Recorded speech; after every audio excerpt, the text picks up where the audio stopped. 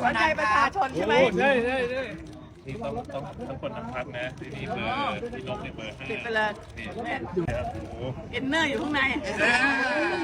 ร้านอยู่อย่างนี้ช่วยเราโปรโมทได้เยอะเลยนะ คนเรานะ ถ้ามีความจริงใจกับประชาชนนะเมื่อไหร่คุณก็ต้องแลนด์สไลด์ ใช่ เพราะฉะนั้นเนี่ยไม่ต้องกลัวหรอกว่า วันนี้เพื่อไทยจะไม่ได้คะแนนก็ไม่ตกคะแนนมันมุดติมอยู่เยอะ ครับ ใครจะรู้บ้างจริงไหมคนเราอย่างเราเนี่ยรู้แล้วโอ้อะไม่ต้องสนใจ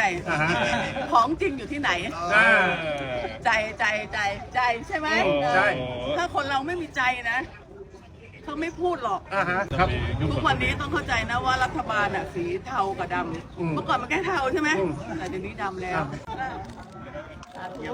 โชคดีนะมาแบ่งบุญให้ก่อนไปก็บอกเสียทั้งแบ่งให้พรรคเพื่อไทยทั้งพรรคให้แลนด์สไลด์ทั้งแผ่นดิน ครับ ตอนนี้มันต้องชนะครอบชั่วไหม